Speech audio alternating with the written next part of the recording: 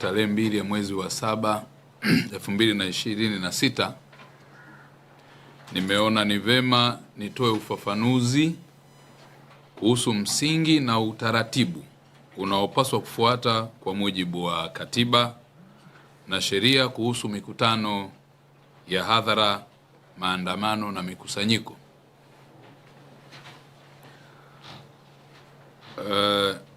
Awali ya yote nimshukuru Mwenyezi Mungu mwingi wa rehema kwa kutujalia afya njema, lakini pia nizidi kumshukuru Mheshimiwa Rais wa Jamhuri ya Muungano wa Tanzania Dr. Samia Suluhu Hassan, Rais Amiri Jeshi Mkuu wetu, kwa uongozi wake thabiti unaojidhihirisha kwa vitendo.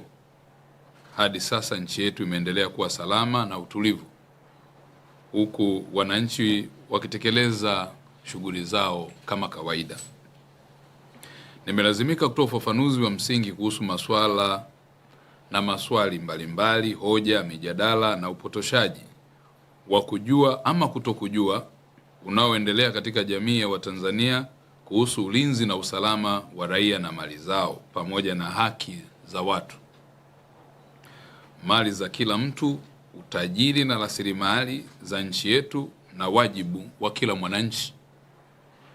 Ifahamike na kueleweka kuwa Wizara ya Mambo ya Ndani ya Nchi ndiyo yenye dhamana ya usalama ndani ya nchi, kwa kuhakikisha muda wote nchi inakuwa na hali ya utulivu na usalama kupitia vyombo vya usalama vilivyo chini yake. Na hivyo wizara inawajibika kutekeleza jukumu hilo kwa wivu mkubwa na kubaini na kutambua viashiria, ishara, fursa, mianya, tabia, mipango au maandalizi ya uhalifu kabla hayajatokea, au kuchukua hatua za mapema ili kuhakikisha visababishi husika havihitimu na kusababisha uhalifu katika nchi yetu. Sasa hapa ni vizuri nikaeleza wajibu wetu sote kuhusu ulinzi na usalama wa nchi yetu. Ulinzi na usalama wa nchi yetu ni dhamana na ni dhana pana inayohitaji kueleweka kwa kila Mtanzania, kwamba kila mtu anao wajibu wa kikatiba na kisheria kulinda taifa letu na mali ya umma. Wajibu huu wa msingi umeainishwa kupitia ibara ya 27 ya Katiba ya Jamhuri ya Muungano wa Tanzania ya mwaka 77 pamoja na ibara ya 28. Na hivyo kila mtu ana wajibu wa kulinda mali asili za Jamhuri ya Muungano, mali ya mamlaka ya nchi na mali yoyote inayomilikiwa pamoja na wananchi wa Jamhuri ya Muungano wa Tanzania, na pia kuheshimu mali ya mtu mwingine. Kwa kuzingatia matakwa haya ya kikatiba, kila raia ana wajibu wa kulinda, kuhifadhi na kudumisha uhuru, mamlaka, ardhi na umoja wa kitaifa. Katiba ya Jamhuri ya Muungano wa Tanzania ya mwaka 1977 ndio msingi mkuu wa sheria ya nchi yetu, na ni marufuku kwa sheria nyingine yoyote iliyotungwa na mamlaka ndani ya nchi yetu kuwa nje ya mawanda ya katiba, na mara zote ikiwa sheria hiyo itatungwa na imekiuka mawanda hayo ya katiba, basi sheria hiyo huchukuliwa kuwa ni batili. Kupitia taratibu za kimahakama na si taratibu za mtu binafsi, chombo cha habari, shirika au kikundi cha watu. Kwa hiyo hapa nisisitize, ni vema umma ukaelewa kuwa katiba haisomwi peke yake, haisomwi kama Biblia takatifu wala Qur'ani tukufu, bali husomwa sambamba na ibara za katiba na sheria nyingine zilizotungwa na Bunge au sheria nyingine zozote zilizopewa ruksa au fursa na katiba yenyewe ili ziweze kufanya kutungwa, ikiwemo pamoja na regulations. Hivyo ni vema umma ukatambua kuwa hoja ya waziri kuwa na mamlaka au kutokuwa na mamlaka ya uvunjaji wa katiba sio sahihi. Hakuna mtu au taasisi ambayo ina mamlaka ya kikatiba ya kutoa hukumu au kusema mtu fulani kavunja katiba, isipokuwa mahakama pekee kwa mujibu wa ibara 107A na ibara ndogo ya kwanza ya Katiba ya Jamhuri ya Muungano wa Tanzania mwaka 1977 inayotamka kuwa mamlaka yenye kauli ya mwisho ya utoaji haki katika Jamhuri ya Muungano wa Tanzania ni mahakama. Ni vema niwakumbushe hawa ndugu zangu na marafiki zangu ambao wasikimbilie wakati mwingine kujipa mamlaka ya kimahakama ya kutuhumu kuwa nimevunja katiba, isipokuwa kujielekeza kwenye hoja ya msingi na ibara ya 30 ya Jamhuri ya Muungano wa Tanzania mwaka 77 inayosema kila mtu anayodai kuwa sharti lolote la katiba au sehemu hii ya katiba au sura hii katika sheria yoyote inayohusu haki yake au wajibu wake imevunjwa, inavunjwa au inaelekea kuvunjwa, mtu yeyote popote katika Jamhuri ya Muungano wa Tanzania anaweza kufungua shauri katika Mahakama Kuu. Sasa nieleze eneo jingine muhimu: uhuru wa kukusanyika na kushirikiana na wengine. Ili ndugu zangu wa Tanzania, wakati wote kumekuwa na upotoshaji mkubwa sana kwenye vyombo vyetu vya ulinzi, kwenye vyombo vyetu hasa vya habari. Pengine kuna baadhi ya wenzetu ambao wamekuwa wakitoa taarifa na kuonyesha kwamba uhuru wa kukusanyika na kushirikiana na wengine kama vile kwamba ni an absolute right na kwamba haina masharti mengine ambatano ya kikatiba au ya kisheria, lakini pia kwamba ni haki zisizokuwa na wajibu au ni haki pia ambayo haina mipaka. Sasa nataka nieleze hili ili Watanzania wajue na kuepuka upotoshaji huu ambao unaweza kuleta athari kwa Watanzania. Sasa uhuru wa kukusanyika na kushirikiana na wengine. Hakuna ubishi kwamba uhuru wa mtu kushirikiana na wengine ni moja ya haki za msingi zilizoainishwa katika Katiba ya Jamhuri ya Muungano wa Tanzania mwaka 1977. Isipokuwa uhuru huo wa kushirikiana na wengine kufanya mikutano ya hadhara na kukusanyika si haki kamili, absolute right. Haki hii inaweza tu kuwa kamili ikiwa itatekelezwa kwa kufuata masharti yaliyowekwa kwa mujibu wa sheria yoyote iliyotungwa na Bunge, na hasa inayolinda maslahi ya umma: 1, 2, usalama; 3, amani; 4, afya ya jamii; na 5, uhuru na haki za wengine. Kwa hiyo vinapotokea popote pale ambapo unaweza haki yako ya msingi iliyoainishwa kwenye kifungu hiki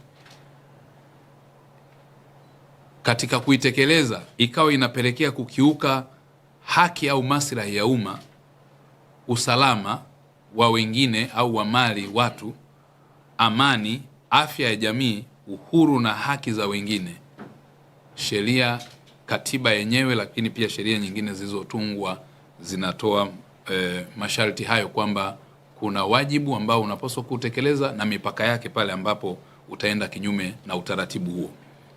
Ibara ya 20 bara ndogo ya kwanza ya Katiba ya Jamhuri ya Muungano wa Tanzania ndiyo msingi mkuu wa uhuru wa kushirikiana, ambayo imewekwa na kutambua haki ya kila mtu kwa mujibu wa sheria ya kukutana na kusanyika kwa amani, kuandamana na kushiriki mikutano ya umma. Ibara hii imebainisha kuwa kila mtu anastahili kuwa huru bila ya kuathiri sheria za nchi, kukutana na watu wengine kwa hiari yake na kwa amani, na kuchanganyika na kushirikiana na watu wengine kutoa mawazo hadharani, na hasa zaidi kuanzisha au kujiunga na vyama au maslahi yanayoanzishwa kwa madhumuni ya hifadhi na kuendeleza imani au maslahi yake au maslahi ya mengineyo. Aidha, ni wajibu wa msingi ulioainishwa katika ibara ya 26 ibara ndogo ya kwanza na ibara ndogo ya pili ya Katiba ya Jamhuri ya Muungano wa Tanzania ya mwaka 1977 kuhakikisha kila mtu anafuata na kutii katiba na sheria za Jamhuri ya Muungano wa Tanzania na kufuata utaratibu uliowekwa na sheria na kuchukua hatua za kisheria kuhakikisha hifadhi ya katiba na sheria za nchi. Kwa kuzingatia masharti haya yaliyowekwa na Katiba, Bunge linaweza kutunga sheria mbalimbali kwa ajili ya kuweka utaratibu wa usimamizi mzuri wa utekelezaji wa uhuru wa kushirikiana na wengine kupitia sheria mbalimbali hapa nchini. Kati ya sheria zilizotungwa na Bunge na kuhakikisha uhuru unatekelezwa kikamilifu ili ni kupitia sheria ya vyama vya siasa sura namba 258.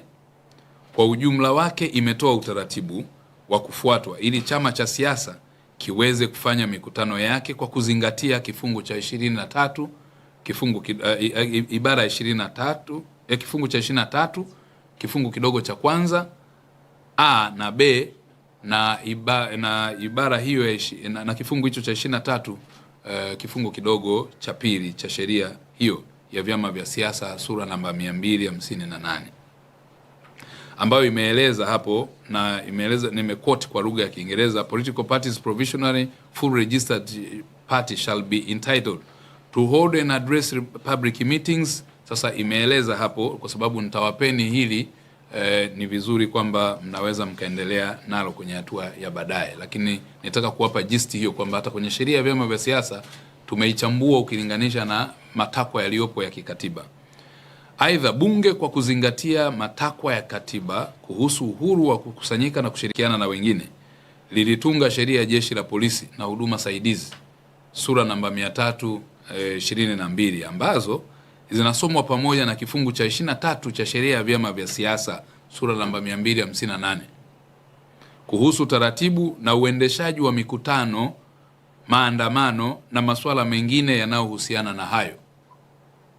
Kifungu cha 42 cha sheria ya Jeshi la Polisi na huduma saidizi sura namba 322 kimeweka masharti mbalimbali kuhusu usimamizi na uratibu wa mikusanyiko na kuwapa Jeshi la Polisi mamlaka ya kutekeleza namna ya mikusanyiko na maandamano yatakavyoendeshwa, ikiwa ni pamoja na njia, muda. Yani lazima unapotaka kufanya maandamano utueleze njia mtakayotumia, muda ambao mtafanya kwa ajili ya kudumisha utulivu na usalama wa kila mtu mahali na umma kwa ujumla. Kwa lazima ueleze muda, lakini pia kuna takwa hilo la kisheria ambalo litaeleza ni nani kiongozi wao, watakuwa wangapi, watafanya maandamano kutoka wapi kwenda wapi, ili njia zile, mazingira ya usalama yaandaliwe, muda maalum. Lakini vivyo hivyo kutengeneza usalama huo lazima kuwe na uratibu wa kuhakikisha kwamba hakuna raia mwingine ambaye atakuwa hajashiriki aweze kuwa na usalama. Kwa mfano, unaweza kuwa umeamua kuandamana watu wanaohusika na kilimo. Sasa wakulima wakiwa wanaandamana, ili wasizuie shughuli za mafundi ujenzi, wasizuie madereva, wasizuie wafanyabiashara, wasizuie walimu, wasizuie waandishi wa habari na watu wengine kufanya majukumu yao, wale ambao hawahusiki na jambo hilo. Kwa hiyo kama ni hivyo, ndivyo maana sheria inasema kwamba ni vizuri sasa kutambua kwanza kiongozi, lakini pili kupeleka taarifa, wala sio kibali au kuomba ruhusa, ni taarifa kwamba bana, sisi fulani na fulani au ni kiongozi fulani au ni taasisi fulani tunataka kufanya maandamano kwenda sehemu fulani na sababu zetu ni hizi na viongozi ni hawa au idadi itakuwa ni watu fulani na tutatoka pointi A kwenda pointi B kupitia hapa kwenda mpaka pale, ili shughuli nyingine za kiserikali zisisimame, za wananchi zisisimame na usalama wao kuweza kudumishwa zaidi. Ndio utaratibu tulionao sasa wa kikatiba, wa kisheria na kikanuni na kwa utaratibu uliopo wa sheria za ulinzi na usalama. Kifungu cha 43 kinamtaka mratibu wa mkutano huo wa maandamano katika eneo la umma kutoa taarifa ya maandishi kwa Jeshi la Polisi kupitia kwa kamanda wa polisi wa wilaya angalau saa 48 kabla ya tukio. Kifungu hiki kinazungumzia mfumo wa taarifa, yani notification. Vifungu vya 44 na 45 vinaruhusu polisi kuvunja mkusanyiko au maandamano yanapokuwa yana vurugu, yanahatarisha usalama wa umma au yanakuwa kinyume na sheria. Kifungu cha 46 kinaweka adhabu kwa waandaaji au washiriki wa mikusanyiko inayofanyika kinyume na matakwa ya kifungu cha 43 cha sheria ya Jeshi la Polisi na huduma saidizi sura namba 322.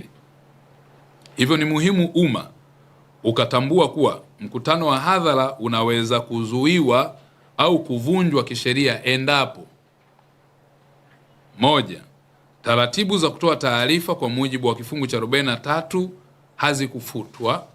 hazikufuatwa. Mbili, upo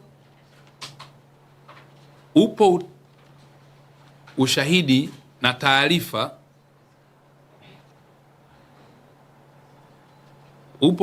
na taarifa na ushahidi huu wa msingi kwamba mkutano husika unaweza kusababisha uvunjifu wa amani au kuhatarisha usalama wa umma. Mkutano unafanyika kwa namna inayokiuka sheria nyingine za nchi au maagizo halali yaliyotolewa na Jeshi la Polisi kwa mujibu wa sheria. Hayo ndivyo vigezo, na ninaweza kurudia tena.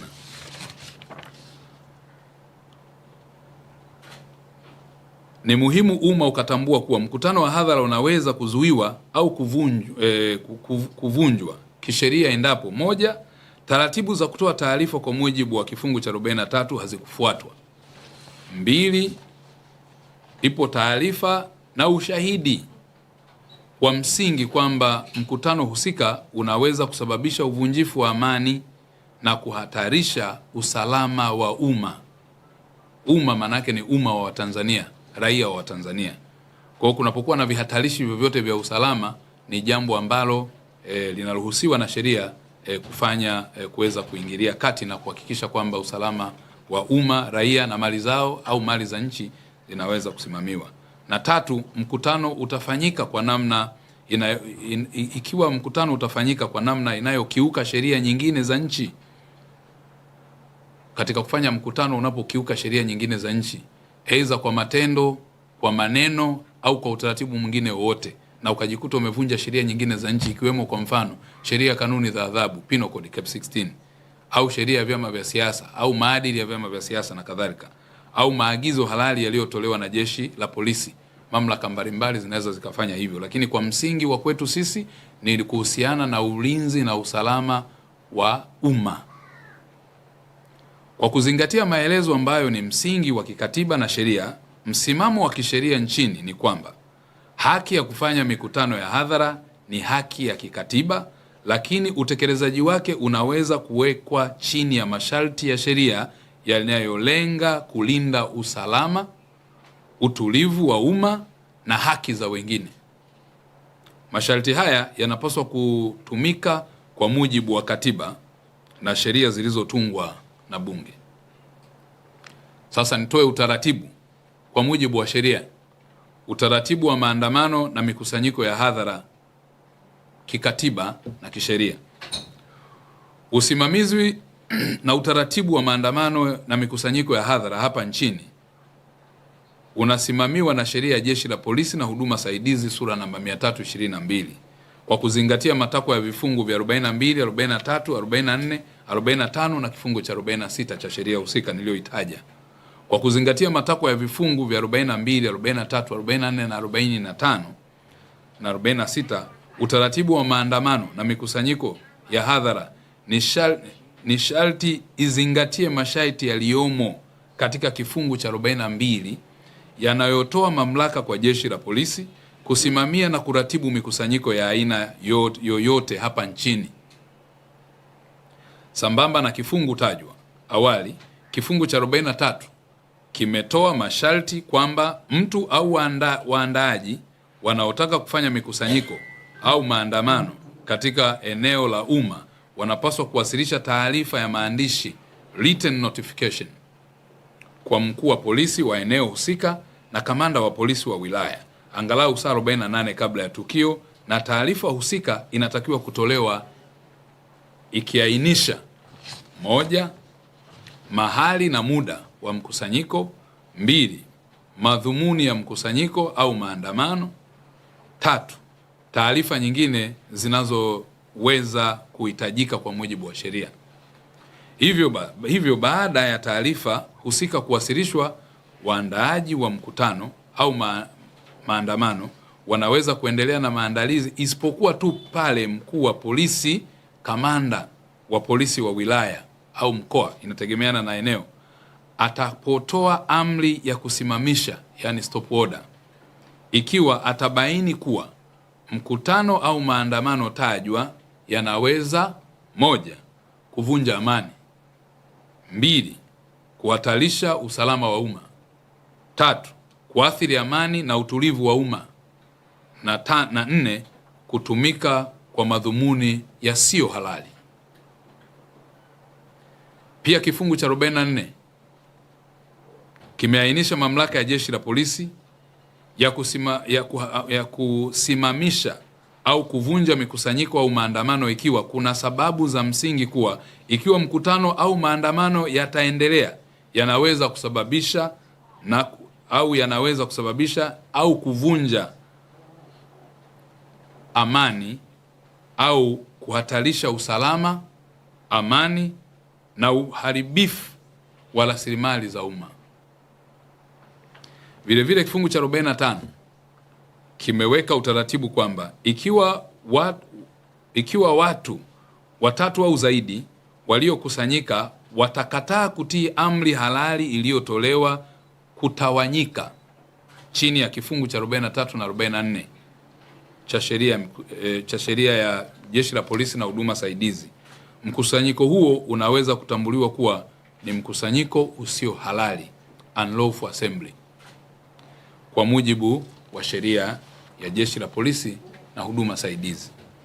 Aidha, kifungu cha 46 kimeweka adhabu kwa yeyote atakayekiuka na anayekiuka masharti yaliyowekwa kuhusu mkusanyiko, maandamano, ikiwemo hali ya kutotii amri halali ya Jeshi la Polisi au kuandaa mikusanyiko bila kufuata utaratibu wa kisheria uliowekwa, kama jinsi amri moja ya amri iliyotolewa au maelekezo yaliyotolewa ni pamoja na tamko la Jeshi la Polisi la hivi karibuni.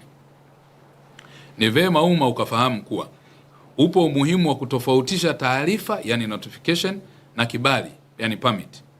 Wakati wa maandalizi ya kufanyika maandamano au mkusanyiko, maneno ya kifungu cha 43 yanatumia mfumo wa kutoa taarifa kwa Jeshi la Polisi kuhusu sheria hiyo ikiwapa Jeshi la Polisi mamlaka ya kutoa amri ya kuzuia mkusanyiko kwa kuzingatia usalama na maslahi ya umma. Tafsiri ya utekelezaji wa utaratibu huu umekuwa ukijadiliwa katika maamuzi ya mahakama na mijadala ya kisheria kuhusu haki ya kukusanyika kwa amani chini ya katiba, na mara zote imebainika kuwa haki hii imeambatana na wajibu na masharti ya kikatiba na kisheria ili kutoathiri na kutokuingilia haki za wengine, kama inavyoelezwa katika ibara ya 29 ibara ndogo ya 5 ya Katiba ya Jamhuri ya Muungano wa Tanzania, inayoainisha kwamba ili watu wote waweze kufaidi, nasisitiza kurudia hapa, ibara 29 ibara ndogo ya 5 ya Katiba ya Jamhuri ya Muungano wa Tanzania inasema, ili watu wote waweze kufaidi haki na uhuru vilivyotajwa na katiba hii, kila mtu ana wajibu wa kutenda na kuendesha shughuli zake namna ambayo haitaingilia haki na uhuru wa watu wengine au maslahi ya umma.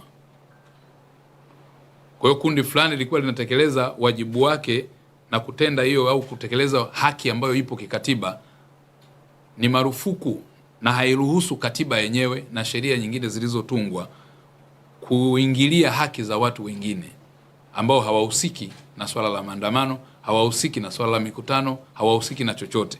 Kwa hiyo kuingilia haki za watu wengine au maslahi ya umma, hilo ni kosa, linakataza au ni katazo la kikatiba na kisheria. Pia uhuru, haki, wajibu na mipaka ya haki imeainishwa vema katika ibara ya 30 ya katiba, kwamba tunao uhuru, tunao haki na tunayo uhuru na haki za kidemokrasia, lakini pia uhuru, haki na wajibu na mipaka yake imeainishwa kwenye ibara ya 30 ya Katiba ya Jamhuri ya Muungano wa Tanzania. Kwa hiyo kuna wanaharakati wengi, pengine wenzangu, marafiki zangu wale na mimi mwenyewe, watu mbalimbali ambao wamekuwa wakizungumza, kuna wakati tunaaminishana kwamba haki tu zipo, ni absolute right, lakini hazina wajibu wala hazina masharti. Haki zetu zipo, tunazi exercise kwa mujibu wa international conventions, additional protocols, lakini pia mikataba ya kitaifa na kikanda na treaties mbalimbali ambazo zipo za kitaifa, za kimataifa, kikanda, lakini pia ndani ya nchi yetu. Na haki zote duniani kuna haki, kuna uhuru, lakini pia unakuwa na mipaka na wajibu ambao unapaswa kutekeleza. Kwa hivyo hata sisi katika katiba yetu hayo yote yameelezwa. Hivyo msimamo wa kisheria nchini ni kwamba haki ya kufanya mikutano ya hadhara ni haki ya kikatiba, lakini utekelezaji wake unaambatana na wajibu na mipaka ya kisheria. Unaweza kuwekwa chini ya masharti ya sheria yanayolenga kulinda usalama, utulivu wa umma na haki za wengine.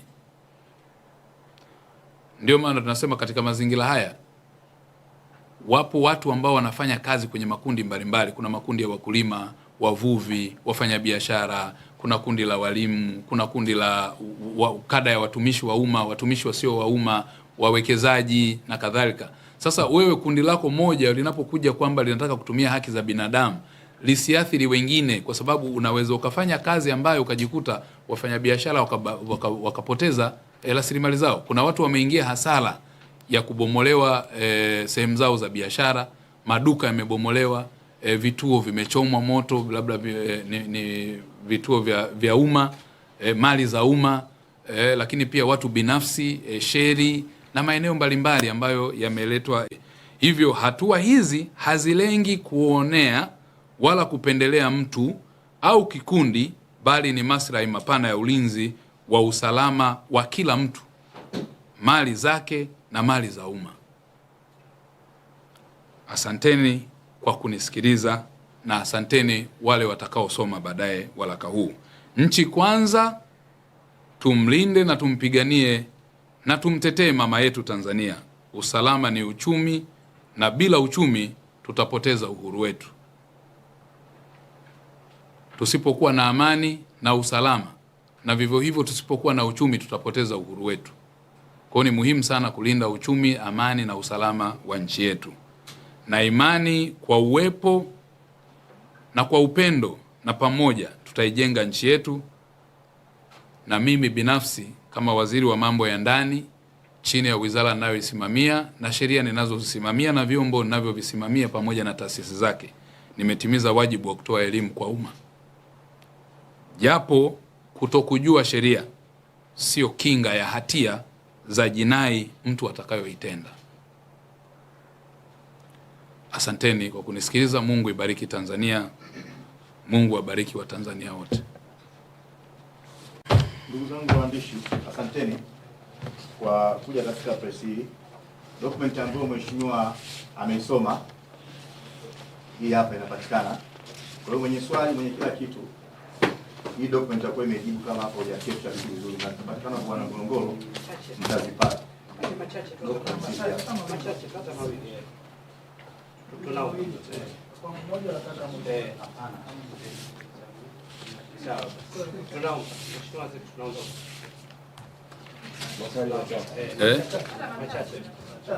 nilikuwa nadhani kama ni maswali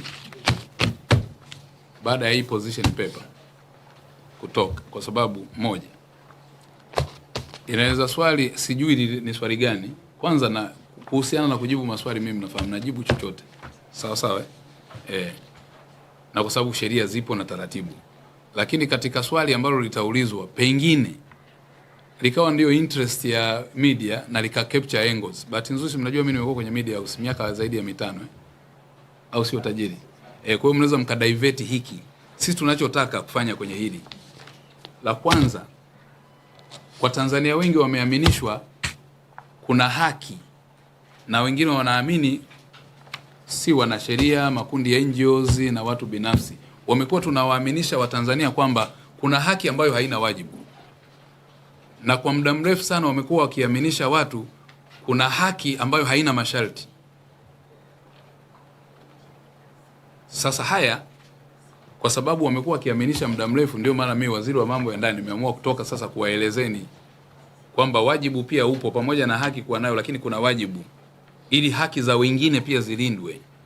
Pia kuna masharti ya kisheria. Kuna watu wanasoma katiba kama nani, kwa sababu sisi wakati mwingine jamani tu tunajua kuna wanasheria huko wanasema oh, si huyu namna gani na nani. Mimi kunijua, huwezi kunijua kirahisi sana. Kuna mtu unamsikia tu anasema oh, si mara sheria si vitu gani. Unaweza ukaona sheria tu lakini ukawa kama kasuku tu. Unamjua kasuku? Ukisema hodi na yeye anasema hodi. Unasoma tu kitu ina isolation. Sheria ina cross reference nyingi za kusoma. Ukisoma hii na kupeleka huku, ukitoka na kurudisha kwenye kifungu hicho hicho au inakupeleka kwenye sheria nyingine nje kabisa. Na wakati mwingine akakulifuata kwenye sheria za kimataifa. Sasa mtu unasoma kanani kamoja tu kama nini gazeti au nini, alafu una nani. Utaratibu uliopo ndio huu. Kwa ndio maana tunataka tuongeze maneno mengi. Kwamba kupitia hii tuelewe kwanza, pengine tunakumbushana, wengine wanaelewa. Wale ambao wanaelewa tunakumbushana kwamba kuna misingi hii kuhusiana na haki ya, kwa sababu kinachosemwa sana sasa hivi ni kuhusu haki ya mikutano ya hadhara, haki ya mikusanyiko, haki ya maandamano. Si ndio ndugu zangu? Uongo kweli wa Tanzania wenzangu? Uongo kweli? Sasa tunataka tuwaambie kwamba hizi haki kweli zipo, hatujakataa, ni za kikatiba, lakini pia haki hizi zina wajibu wake ukiutekeleza. Haki hizi ukiuvunja ule wajibu, kuna hatua za haki za wengine tena kisheria zinachukuliwa. Haki hizi pia katika mazingira hayo hayo zina masharti yake, usipoyatekeleza uwezi. Haiwezi kuwa kubaki kuwa haki yako yawe mtu mmoja tu peke yako, au wewe ndio una haki kuliko wengine wote. Hamna mtu ambaye yeye peke yake anaweza kusema mimi ndio Tanzania. Wala kundi moja likasema kwamba sisi ndio Tanzania, hapana. Tunapofanya hivyo tunasimamia haki za umma, za mtu mmoja mmoja, lakini pia za makundi kwa pamoja. Kwa hiyo enjoyment of right ni kwa wote. Kwa hiyo hata matamshi yetu tujiangalie. Kuna wakati mwingine mtu anatoa matamko tu au tamshi fulani hivi la kudhalilisha watu, kutweza au kutukana, ni vile unaachwa tu kwa sababu ya fair. Kwa lenience haimaanishi is weakness. Yaani serikali inapokuwa lenient haimaanishi iko weak. Ni lenience ni kwa kuzingatia tu, wakati mwingine kuchukulia fanyaje ile. Unasema kama refa anapeta fair play, it's a fair play. Kwa hiyo ukifanywa fair play usidhani kwamba ndio una nani. Tunalinda haki za walio wengi. Sisi wa Tanzania tuko milioni 61 toka sensa 2022. Kwa projection ya NBS ndio wenye takwimu zao, niliona somewhere wameandika kwamba projection inaweza ikawa sasa milioni 64. Ukiangalia yoyote ambao kwenye makundi au na nini, ndio maana yanaitwa makundi, hawezi kufika labda wengine hata chini ya milioni 1. Sasa huwezi kuvunja haki za watu wengine labda milioni 50 au 45. Afu wewe haki yako ndio ikawa ya msingi kuliko wote. Wote tu wa Tanzania, usawa mbele ya sheria, ibara ya 12. Watu wote ni sawa mbele ya sheria na mbele ya mamlaka ya nchi katika kutekeleza haki zao. Kwa hiyo mtu mwenye anataka kufanya kazi yake huku, wewe kafanya ya kwako na yeye afanye ya kwake. Usimlazimishe aje kufanya ya kwako. Huyu ana haki ya kulindwa na sheria, ndio hayo. Kwa hiyo nataka tamari niweke hivyo ili muelewe, na ndio maana kuna hii written document au sio, ili tuweze kushare na kujua haki hizi za msingi zimekaaje kisheria na kikatiba na kisheria. Sawa ndugu zangu. Alafu sasa baada ya hii ikiwa tumeelewa wote kwa pamoja, mtu asije akasema sikuambiwa, kwa sababu pia hata sheria inasema kutokujua sheria sio kinga ya jinai, au sio? Twende tu hivyo, tuvumiliane. Inaweza ikawa ni habari ambayo usipende sana, lakini inatibu nchi na inakusaidia pia na wewe kwa ajili ya vizazi vyako baadaye.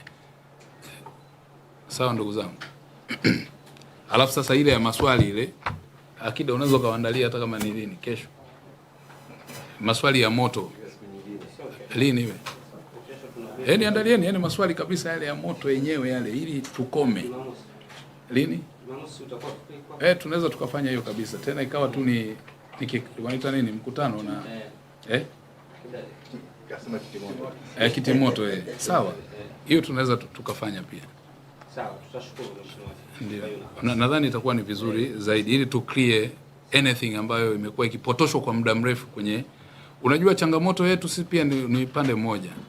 Sisi huku serikalini tunafuata sheria, tunaheshimu sheria na tuna viongozi. Kiongozi hawezi kutukana.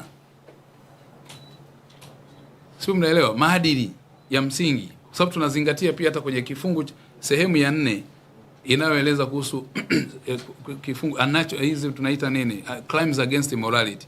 Ukiwa kiongozi, hata kauli zako. Kwa hiyo sasa, wapo watu ambao wanatoa kauli ya matusi na nini na nini. Huwezi kutegemea mtu kiongozi wa serikali atajibu matusi, kwa sababu tusi linajibiwa kwa tusi, au sio ndugu zangu? Tusi linajibiwa kwa tusi. Sasa sisi viongozi wa serikali tutuseme matusi? Haiwezekani. Uongo unajibiwa kwa uongo, au sio? Lakini sisi tunapaswa kusema tu ukweli, na ndio maana wajibu wetu tunasema ukweli, kwa sababu ni viongozi, tumeaminika, na ndio maana wananchi wa Tanzania wamefanyaje, wametuamini. Kwa hiyo hatuwezi kuwa watu wa kujibizana lugha za matusi, lugha za kejeli, lugha za kukashifu watu, lugha za nini. Zote hizo ni kosa kwa mujibu wa sheria, kanuni za adhabu, sheria kanuni za adhabu sura namba 16. Ni makosa. Sasa ndio nasema tu hiyo ndio fairness, fair play tu ya serikali. Unatukana, unajiona bingwa kwa sababu hushughulikiwi, unaona mimi nimeweza. Lakini tukiamua kushughulikia, ndugu yangu, unakutana na sheria mbili. Moja, Penal Code Cap 16, sheria kanuni za adhabu, inakataa, ni crimes against morality. 2, kuna tortious liability, kuna sheria ya madhara. Umenidhalilisha, umenitweza utu wangu, umenitukana sibi tusi gani, sitaki kulitaja hapa. Alafu mimi nina mtoto anakuja kuona baba ametukanwa hivi. Mke wangu ananionaje nyumbani? Unataka hawa anaenda anacheka chumbani afu anarudi sebuleni. Si ndio? Umenidhalilisha kisa tu siasa, kisa tu labda kazi fulani. Hivi unachukuliaje? Unamuona mtu unakuwa yani unatamani umcheke kwa sababu alitukanwa na fulani juzi. Ni wema na demokrasia iliyozidi kwa Tanzania. Mimi wanawashangaa watu wanasema hakuna demokrasia hapa, hakuna uhuru wa maoni na mawazo. Yaani hayo mawazo na maoni na matusi hayo juu yake ndio uhuru wenyewe, ibara ya 18. Yayo matusi yanayotukanwa ambayo sheria ya kanuni za adhabu inakataza, na sheria ya madhara tuna sheria sheria ya madhara ipo. Yaani mtu unampeleka mahakamani, anashughulikiwa na analipa fine. Kwa mfano sheria ya madhara, kuna hao watu unaoangalia kwenye mitandao, anatukana mtu, anamdhalilisha, anafanya nini. Ni vile watu hawaamui tu, lakini kama angekuwa anajua. Kwa hiyo nadhani ni vizuri sana kama taifa tukaheshimiana, wala sio kwa sababu ya nafasi zetu. Hizi nafasi zinapita. Wala sio jambo la kujivunia. Nafasi ya uongozi ulionayo sio jambo la kujivunia hata kidogo. Ni wajibu, ni mzigo. Na hatuwezi kutumia nafasi hizi kuumiza mtu wala kumuonea mtu wala kumpendelea. Hapana, tumepewa nafasi hizi tusimamie maslahi ya umma. Maslahi ya umma na ya mtu mmoja mmoja na ya serikali yetu. Kwa kuna yale mazoea, hali fulani bwana, na wanapata umaarufu eti. Kuna wengine mlopokaji tu, analopoka, anaweza akasema kuhusu sheria. Nashangaa, unasema huyu kwa sababu wanakosa wa kuwasahihisha hawa. Wanaonekana wako sahihi muda wote. Sio sawa.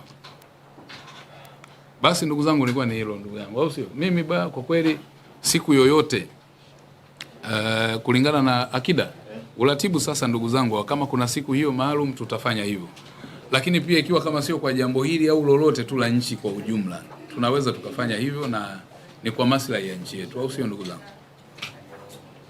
Tanzania oye! Hata sio wa Tanzania, Tanzania oye! Anza kuuliza hapo, au tuanze kuulizana hapa nini? Nani ana nini hapa? Kama una nini, NIDA.